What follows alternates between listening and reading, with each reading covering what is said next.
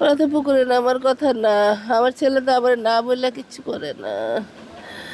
আমাকে ঢাকা থাকতে বলছে আম্মু, আমি পুকুরে গোসল করার মধ্যে নিয়ে আমি বলছি যারা সাঁতার জানে না তাদের নিয়ে তুমি নামো না। আমার মানিকটাই তো গেল গা, ও তো সাঁতার জানতো। আল্লাহ।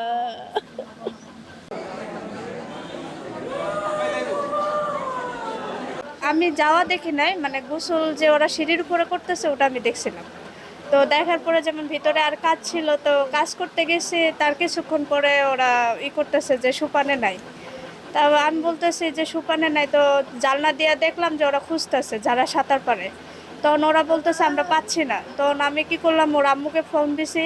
ওর আম্মুকে বললাম যে আপা সুপানে পানিতে পড়ছে, তো ওকে পাচ্ছে না। আর ওর লগে আরেকজন ছিল।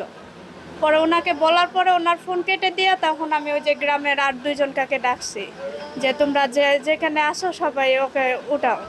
পরে ওইখান থেকে একজন আসছে, তারপর এদিকে দুইজন, সবাইকে আমি নামাই দিছিলাম। পরে জাল দিয়া দৌড়াদৌড়ি করে এই যে উঠাইছে।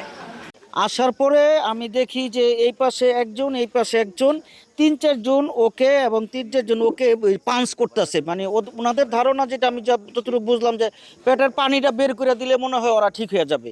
তো এইভাবে পাঞ্চ করতেছে। আমি কি এই পাঞ্চ টাচ করা দরকার নাই, তাড়াতাড়ি গাড়িতে উঠা ওর আমরা হাসপাতালে নিয়ে যাই। তখনই আমি আমার গাড়িতে উঠাইয়া ওদেরকে আমি হাসপাতালে নিয়ে যাই।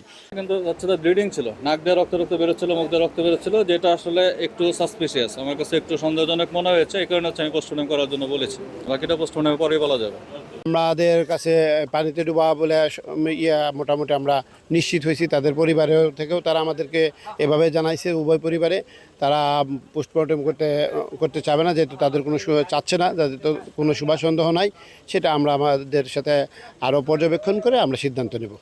আমাদের সিদ্ধান্ত হলো যে আমরা উভয় পরিবার, যে এটা মৃত্যু আল্লাহ পাক তাদের দুজনকে নিয়ে গেছে এবং এটা আমরা মেনে নিছি। সুতরাং আমার কারোর প্রতি আমাদের কোনো অভিযোগ নেই।